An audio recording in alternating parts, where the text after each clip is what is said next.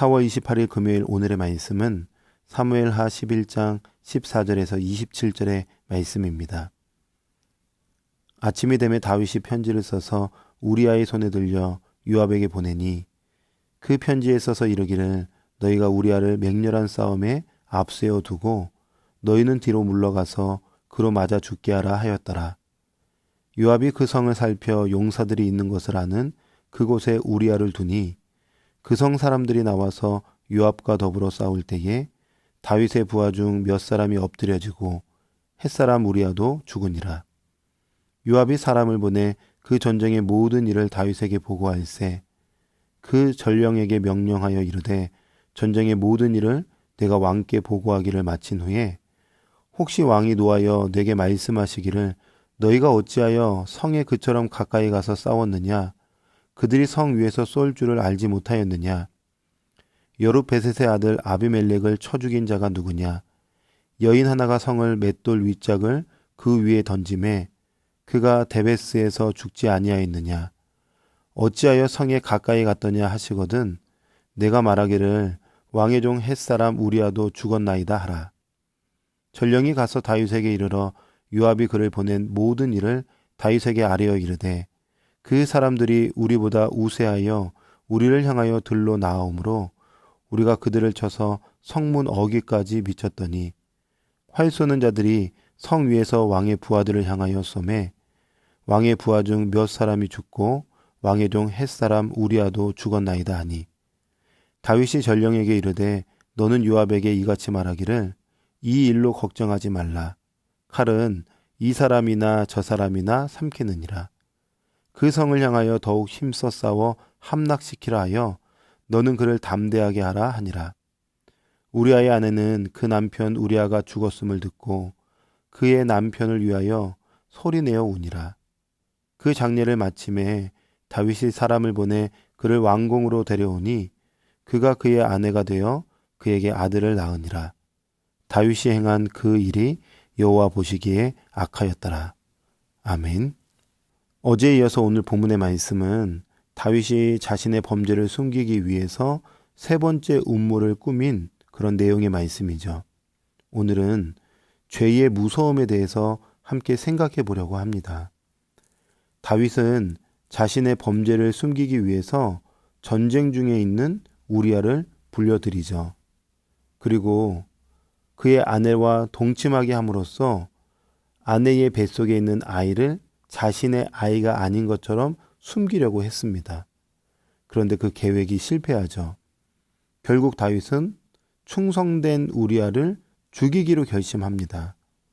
요압에게 편지를 써요. 그 편지의 내용이 아주 구체적입니다. 15절의 말씀에 그 편지에 써서 이르기를 너희가 우리아를 맹렬한 싸움에 앞세워 두고 너희는 뒤로 물러가서 그로 맞아 죽게 하라 하였더라. 아멘. 굉장히 구체적이죠. 죄는 무섭습니다. 어떤 무서움이 있냐?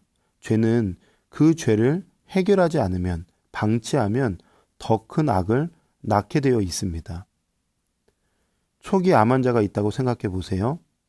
초기에 암이 발견되면 빨리 암을 제거해야죠.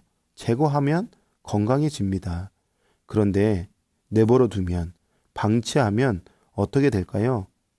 당연히 암이 점점 커지고 전이가 되고 생명에 위협을 받게 되어 있어요.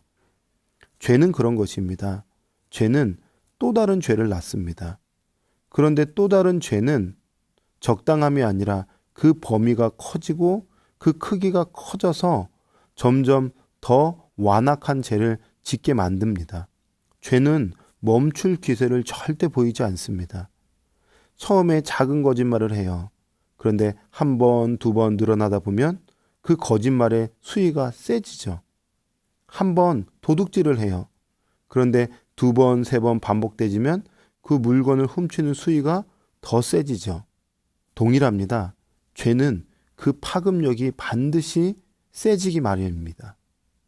그러므로 오늘도 우리 안에 죄가 있음을 발견하신다면, 죄가 생각나거든 방치하면 안 됩니다. 하나님 앞에 철저하게 회개함으로 다시 정결의 은혜를 입으면 되는 것입니다. 회개는 은혜입니다. 자, 우리아는 결국 다윗의 계획과 요압의 실행에 의해서 전장 최전방에서 죽게 되죠. 우리아뿐만 아니라 몇몇 부하들도 안타까운 죽음을 맞이하게 됩니다. 우리아의 죽음의 전쟁 보고를 받은 이 다윗의 마음은 어땠을까요? 25절입니다. 다윗이 전령에게 이르되 너는 요압에게 이같이 말하기를 이 일로 걱정하지 말라. 칼은 이 사람이나 저 사람이나 삼키느니라. 그 성을 향하여 더욱 힘써 싸워 함락시키라 하여 너는 그를 담대하게 하라 하니라. 죄로 덮여버린 이 다윗의 마음이 굉장히 강팍해지고 있음을 볼 수 있습니다. 굳어진 거예요. 이렇게 말하죠. 이 일로 걱정하지 말라. 이것을 직역해 보면 내 눈에 이 일을 악하게 보지 말라라는 의미를 갖고 있습니다. 악하게 보지 말라는 것입니다. 악하지 않다는 것입니다. 악한데 악하지 않다라.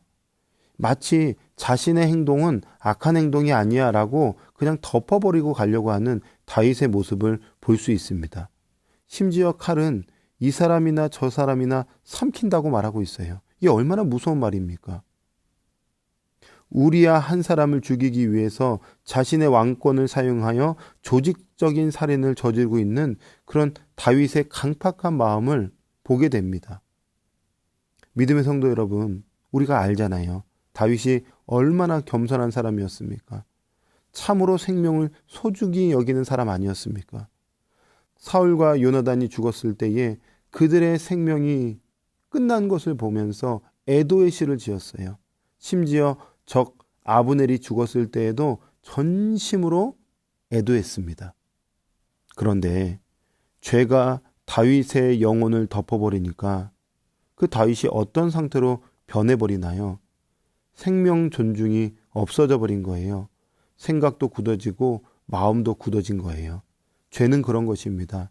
죄는 우리의 영혼을 굳어버리게 만듭니다.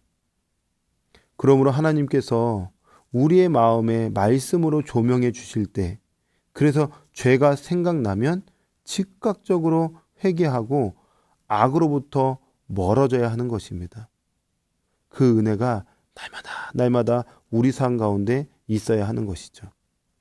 믿음의 성도 여러분, 우리는 이 땅에 살아가면서 또 내 자신을 바라보면서 우리의 눈으로 나를 보고 세상을 보는 것이 아니라 하나님의 눈으로 나 자신을 보고 세상을 바라봐야 하는 것입니다.